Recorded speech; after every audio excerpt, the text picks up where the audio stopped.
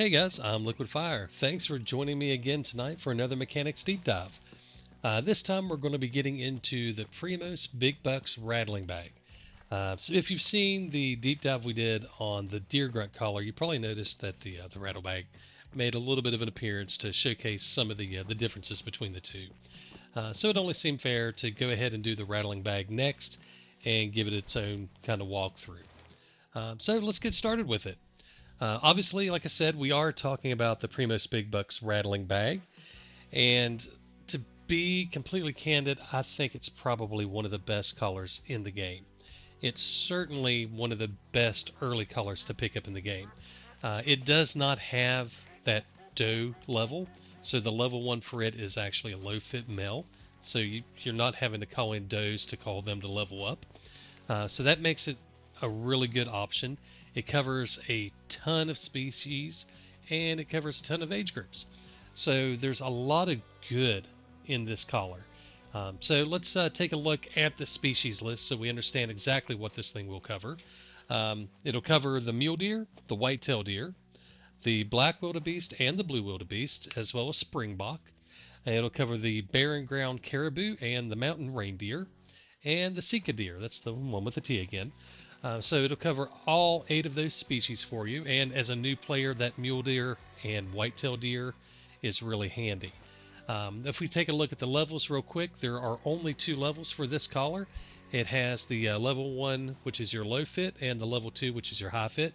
So again, no females at all. So as soon as you get the collar, you can start culling any of those 8 animals if you happen to have them available. The timing on the collar, it uses the same timing as all your other deer collars do. It's the 45-second walk in, all that. It looks a little different because of the name above it, so you're looking at different letters where things stop at. But if we take a quick look here, you can see the deer walks in for about 45 seconds like normal, and it's going to stop roughly under the C, and it may give you that call when it stops. That's going to open up your shooting window. It's going to last the same 15 to 20 seconds or so, and then the deer will likely alert, not always, but likely, about where the R is under rattling bag.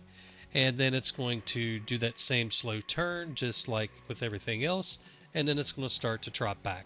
So it looks a little different because, the name is a little different, but the timings are all the same for all the deer collars. It's at 45 seconds in, they stop, they stand there 15 to 20, they alert, they turn, they walk back.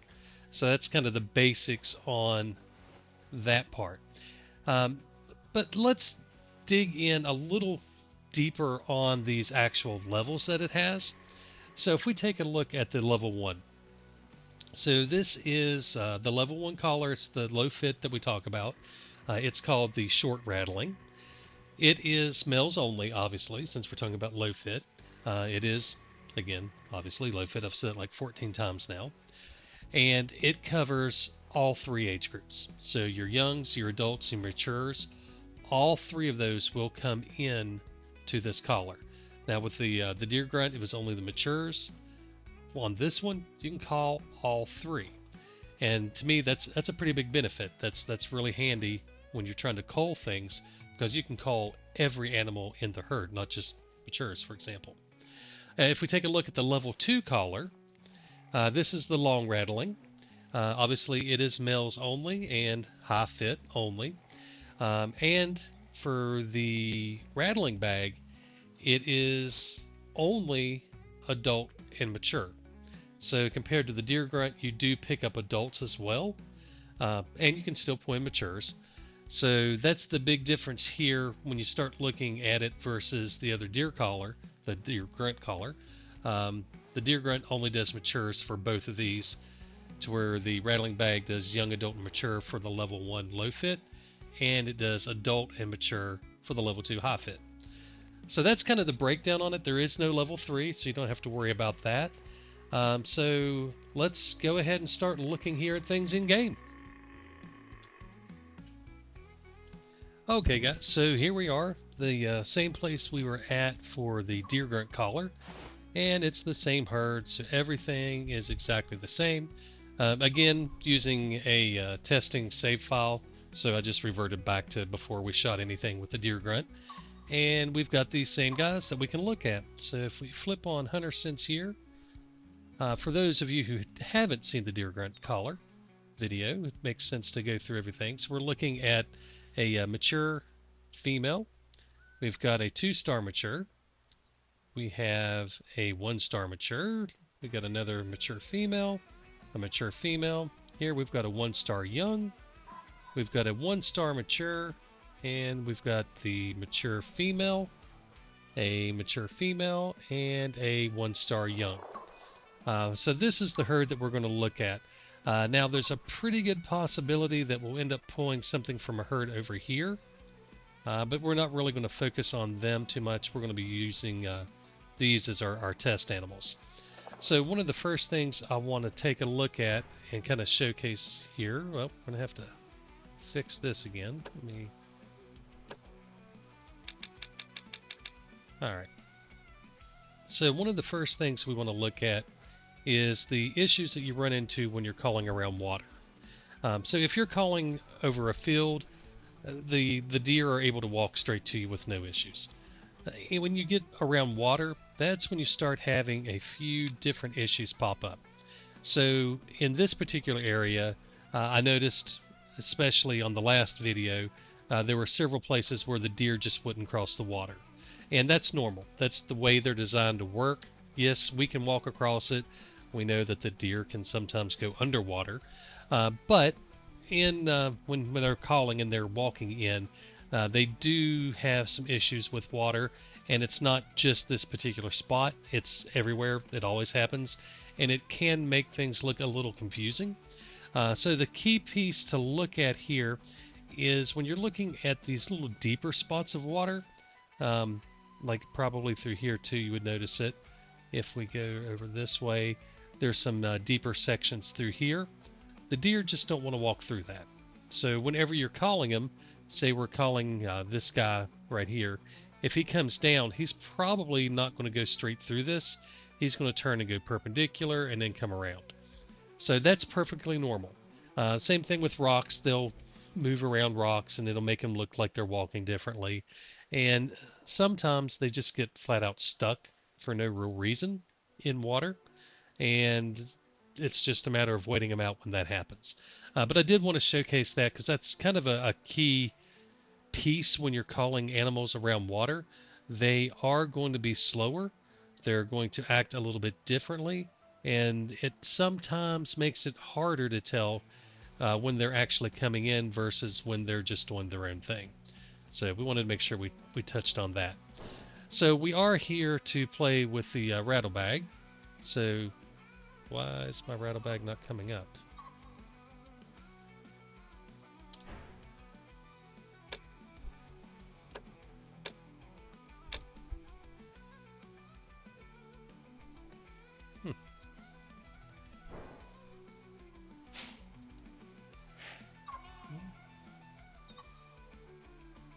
I've got some sort of issue here. So I'm an idiot. That's what the issue is. Can't pull up the rattle bag when you have the binos up. All right. All right, so we're going to pretend that didn't happen. And we're just going to say, yeah, we're going to go ahead and pull up the rattle bag now.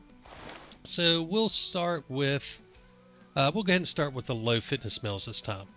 So go ahead and get a call out here. And let's take a look and see what starts coming in.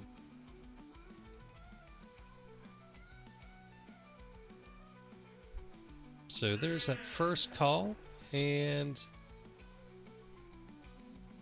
we're waiting on something. Oh, here it comes, finally. All right, so it looks like the first one that's going to start coming in is going to be a 1-star young. Obviously completely different than what you would get with the deer grunt collar. But it looks like we've got this guy coming in. We'll watch him a little more to make sure that he's actually coming and not just walking, but I do believe he appears to be coming in.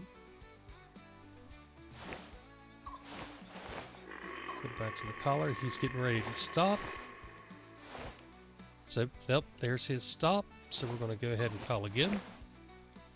Now, the good thing with the collars is as you call multiple times, multiple animals can start coming in. So if there's more than one available to come in, it may or may not come in initially. So you could have 2 or 3 come in initially, or you could just have 1. In this case, we just had this one young, which seems to be sitting here, not moving again. Oh, finally, he's doing something. All right. Is he going to continue coming in? Yeah, here we go. And that's a good example of some of the turns and stuff that they'll do. And we've got this guy coming in too. But that's a good example of some of the turns and stuff that they'll do when they're coming in. Oh, and they've both stopped already, so it's probably time to recall. Yep, we're under the U. We'll see now. And if you watch this guy, he's going to do that perpendicular walk. That's where he's avoiding that deeper water. This guy, I'm not sure what he's going to do yet. Let's go ahead and pull the camera up. Let's put it back to live. So you can see he's kind of walking perpendicular here. He'll turn and come down probably in this area. And this guy, he's probably doing the same thing. He's going to go left, and then he'll probably turn back. So we'll just have to keep calling to get them to continue coming in. And see, there he is already making the turn to come in. We'll just watch him for a second. Yep, and he stopped. So that tells us it's the perfect time to call again.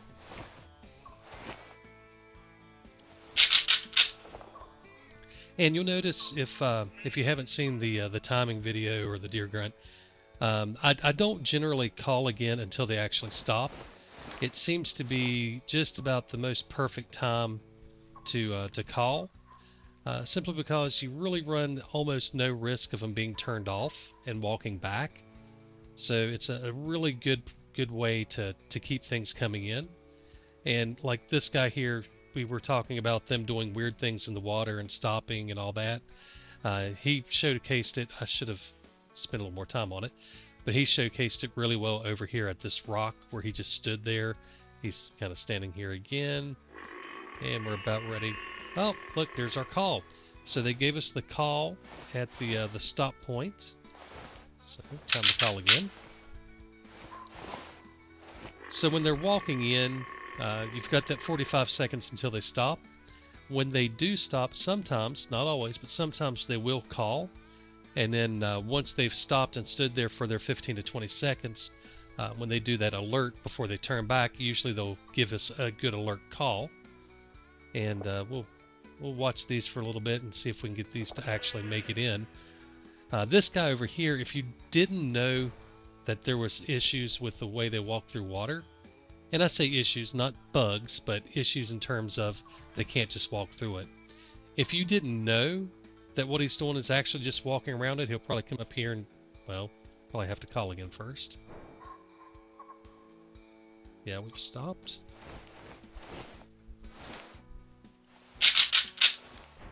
Jump back to this real quick. As I was saying, he's probably going to come over in here and then turn up. Yeah, here he comes. So he's going to turn and come on up through here. And if you don't understand that they're doing all these different pieces because of the water, it's real easy to think that this animal wasn't even responding. I don't know why you would think it was when the entire herd has kind of went the same direction. He didn't come in at all. Like this guy, where is he at? Is he really close? Oh, there he is. This guy has come straight in. You know, he didn't waste any time. He did cut across. Let's go ahead and call again. He did cut across and then come up, but this one's been super obvious that he's been coming in. This guy over here has done everything except look like he's coming in until now. And that's because of all the rocks, the water, and the path that he was choosing. And that's perfectly normal. That's actually what is supposed to happen. It's not a bug. It's nothing like that. It's just the way they work. But the key thing that I want to note here is we've got this 1-star young. We've got this 1-star mature. But the other young did not respond. And the other 2 matures That was rude. The other two matures didn't respond. So we've got another guy over here. I can't see him. He's either young or adult. I don't want to get these guys too close. I did that last time and we ended up getting scented. And that created some bigger issues. So we're just going to let these guys go ahead and... Oh, there's the alerts. And now they're going to do their turn. There's the turn. Your broadside of tipped. Boom, right there. And then they're going to trot back towards the herd.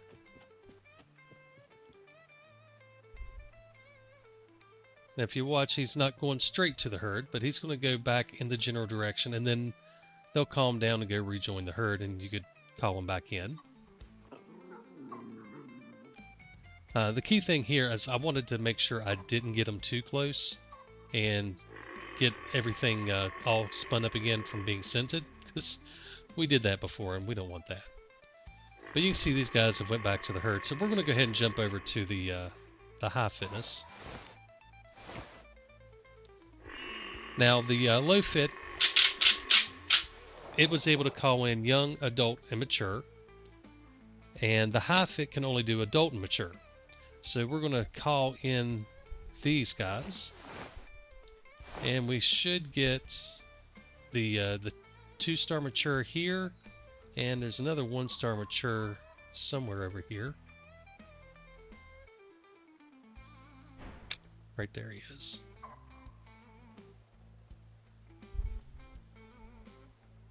Oh, I don't... Which one was he? That's the 2-star. There's a 1-star around here somewhere. That looks like the young. Oh, there he is. He was just already coming this way. So we should get him. On our next call, we should pick up this 2-star mature and have him start coming in. And this 1-star young will not come in, since the caller does not call in young high fit. But we know these two should come in. Let's go ahead and call again.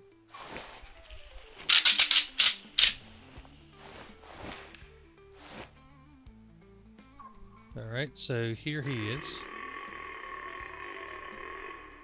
So he's coming on in. Now this guy should start. Oh, there he comes. And these guys, I don't know where they're going, but they're not going to come in. The bad thing is I'm going to have to probably call the low fit again to figure out which one of these is the low fit. Since they're moving all around, I'll never keep them separated. But that's alright. Oh, here we go. Perfect. This guy is doing exactly the same thing as the other one did. So you can see he's walking around. There we go. He's walking around this deep water. Well, he's stopping because the collar timed out. Let me get the collar again.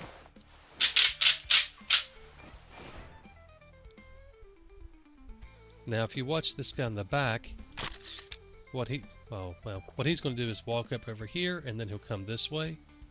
And I hate this thing changing all the time. That's going to have to be good enough. If we watch him, he should turn and start coming right at us. So that's exactly what we would expect. And if we look over here, you'll see that the young and that mature still are not responding. And of course, the young that did respond earlier is not responding. So you can see really clearly it's segregating, not just on the low fit and high fit, but also on the ages. So there's our calls letting us know it's time to recall. And we'll bring these in a little closer here. So we've got the 1-star mature here. We've got the other guy, that's your 2-star mature back here in the back. He's still coming in. Lighten up a little bit. And then there's something over here to the left. I don't know if I can get a read on him. He's going to either... I don't know what he's going to be. He's not going to be young, I can tell you that. So he's either going to be adult or mature, but can't get him to show up on Hunter Sense yet. So let's hit these guys again.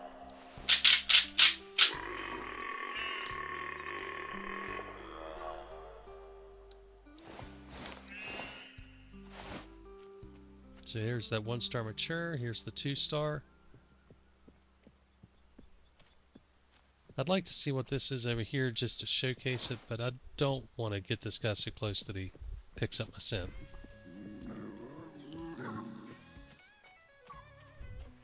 That groundhog. Badger's back here growling around somewhere. Alright, so we're going to give... we'll give him... Well, I guess we'll let him stop here. So we'll let him go through all the phases. So there's the stop. So these two called. He didn't. He's going to stand here for about 15-20 seconds total. And then we should get an alert out of one or maybe all three. And then he'll quickly turn. And if you just kind of watch where it's happening, it's going to happen any second. There it is. Now, in just a few seconds, he'll turn. There's your broadside. And now he's going to trot back. And that's exactly what's going to happen every single time if you let them run through the process. Now, if we call again, if you watch, they should start to loop and come back, at least some of them. Or are they not going to at all? Alright. Well, oh, did we stop him? I don't know where the other one went.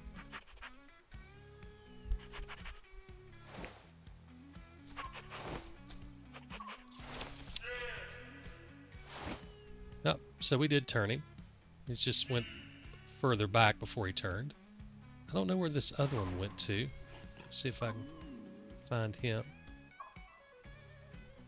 So he looks like he lost interest while the other one came back. And that's not too surprising. Once you let them start actually trotting back, it's not surprising if you don't always get them to turn. It actually used to be really difficult to get them to turn when they were trotting back. It was certainly something that I would say was more often going to fail than work. But it seems like that may have been tweaked a little bit. And recently I've noticed that more often now when you call when they're trotting back, they will turn. Usually even faster than what this guy did. So that's a good thing for us if we forget to call or get behind or whatever. You can see this guy's picked up and he's coming in. Here's that other one that we had pulled in earlier. Never got glass on him. But you know, you can see they're all coming back in. And I don't think that there's too much more to really walk through. We've showcased that it's calling in matures. We showcased that it's calling in the one young but not the other young. And we've showcased that it does turn them back when they're trotting back. We've shown the different phases, and we can kind of watch again here a little more closely. There's the alert, and then he's going to stand there for a few seconds and turn. There's your broadside attempt, and then he's going to trot back. So what we're going to do now is we're going to go to the low fit and figure out which one of these youngs comes in. And I'm going to put dollars against donuts that only one of them comes, and it's going to be the low fit that comes. So I will shoot the other one and it'll be a high fit, whichever one it is. And again, that's because the caller itself only calls adults and matures for the high fit. For low fit, it'll call young, adult, and mature. So there's a mature coming in. We're not interested in him. Oh, he's not coming in anyway. Alright, so are you coming or are you just walking? Nope, he's not coming. So is this one coming? That's the next question.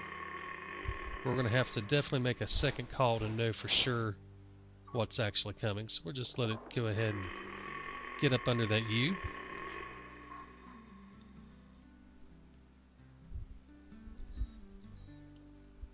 Alright, we'll hit it again. And that should help us confirm that if it was this one here. It looks like it is. He's going to come in and then he's going to probably turn to one side or the other. Looks like we probably got this mature coming in too now. So yeah, here's the two that are coming in. This is the young. So we're going to shoot this guy, and he's going to be high fit. And he's never come into any of the calls. Only this one has. So let's go ahead and drop him.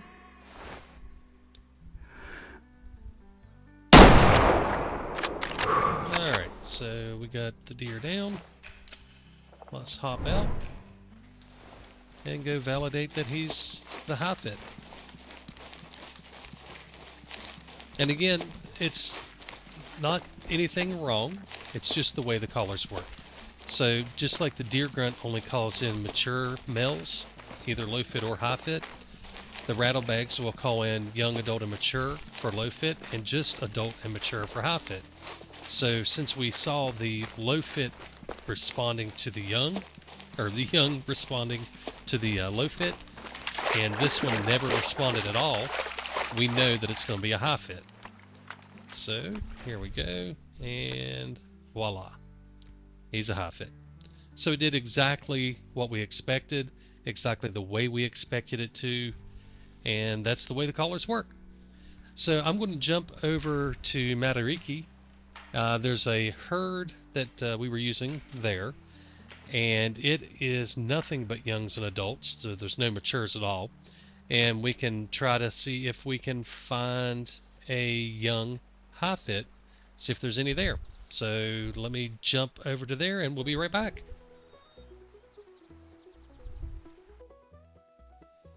Alright guys, so we are here in Matariki now, and we have a nice herd of deer right here that we can look at.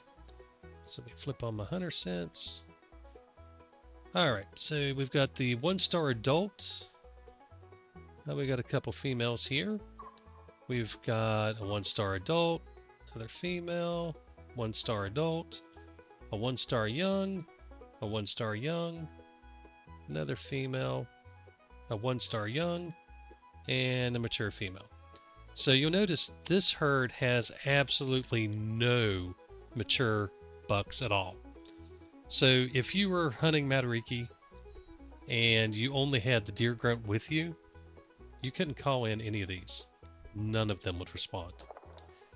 And with the rattlebag, we can get a bunch to respond. So what we're going to do is we're going to go ahead and let's start with the high fit. And we're just going to kind of watch and see what all comes in. Hoping that there's at least one young that doesn't come in, so that we can showcase the youngs not responding. So right now it looks like we've got 3 coming in on that first call. That's efficient. I like that.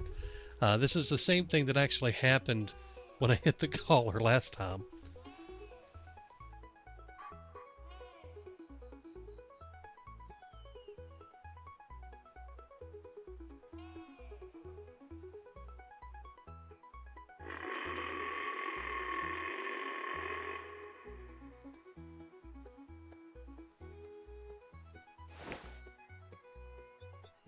Get the caller back up and call again.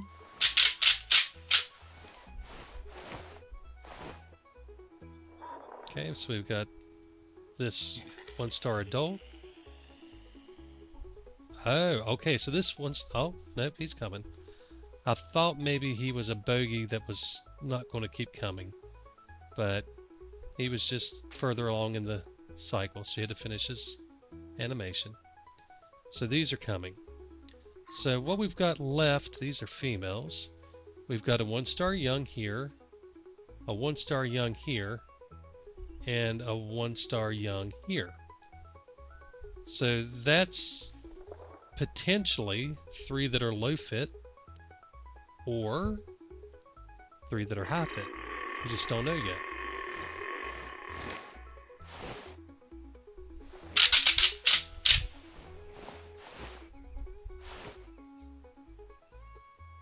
I actually should have just used the low caller first and then seen what was left. Oh well, either way, My mind's a little backwards. It's late. I'm tired. But we have these three still coming in. You'll see this guy's doing kind of the perpendicular walk. He'll turn. Yeah, there he goes. He already turns before I get to say it.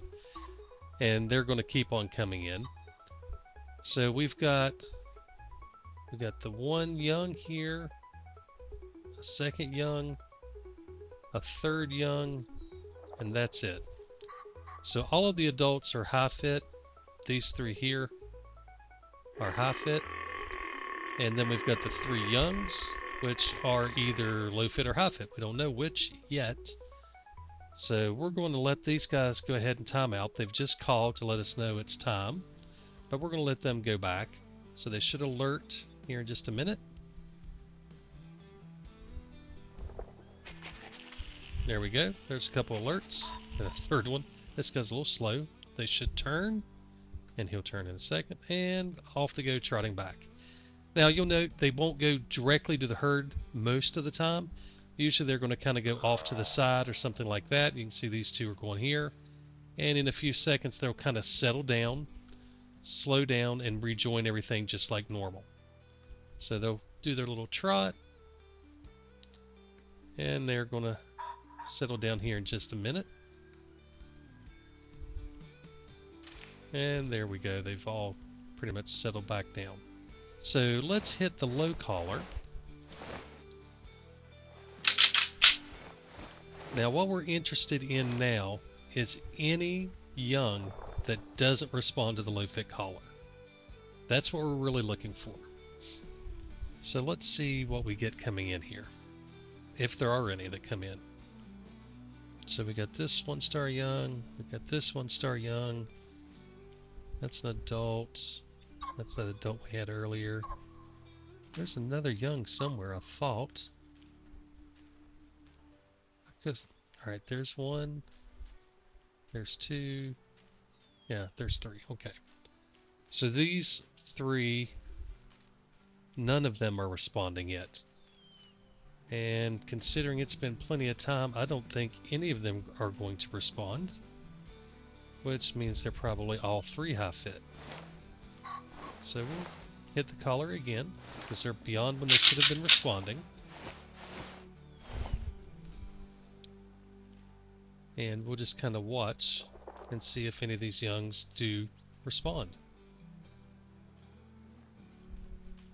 And they're not at all.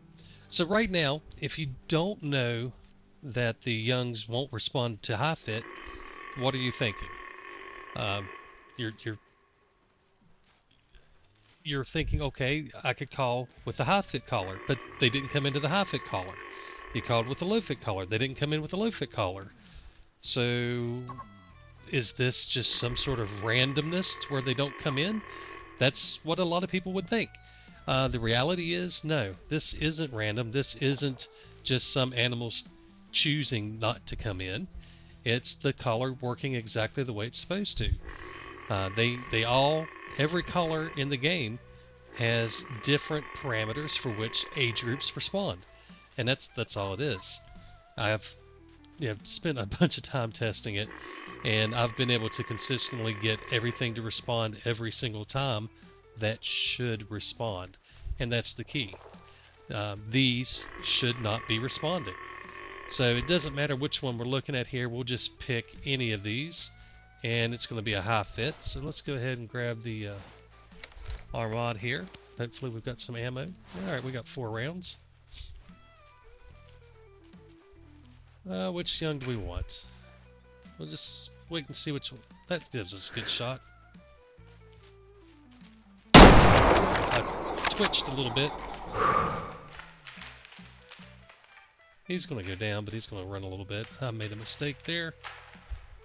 I could probably hit him again, but let's just let him drop. So he's still going. Oh, come on, drop already. I don't want to go chasing you very far. Yeah, there you go. And any second now. Alright, good. So this is something that we'll kind of mention. So this animal is down, but is he dead? If we use our hunter sense dot to look at him, we can get this thing. Why is it so far off? Well, it's further off than it used to be. Alright, but if we use the hunter sense dot, it's lighting up red. If we use the binoculars, we're getting a reading on him. Okay? So he's still alive. If I were to run up on him right now, he would jump up and run off.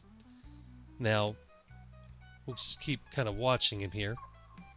This doesn't really have anything to do with collars, but it's a handy little piece of information.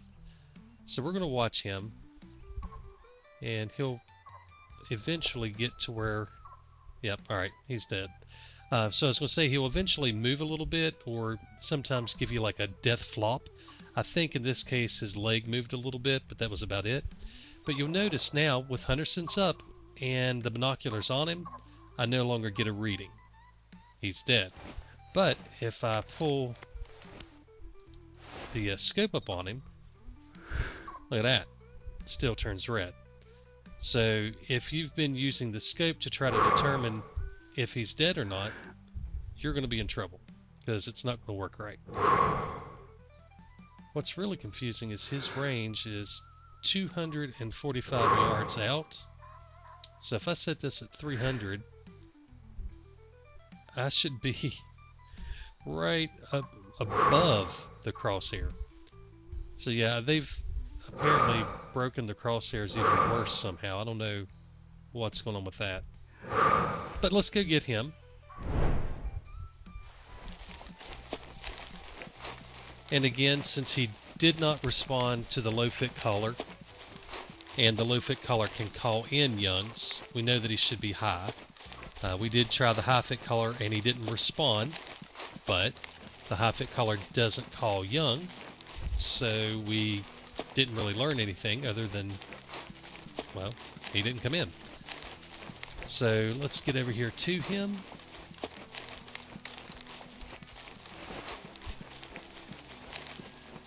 I think this is actually the first, yeah, this is the first one of the animals out of this herd I've shot. I didn't shoot any of them in the other video. Alright, so we get to him, we check it out, and voila, high fit young. So I think that's pretty much what everybody should have been expecting at this point. It's just how the collars work. I know there's some debate about what they do and how they work and all that, but I think, yeah, we've been able to pretty consistently call exactly what's going to happen for all of these animals. So I feel pretty confident when I say that the rattlebag just doesn't call in young, high fit animals.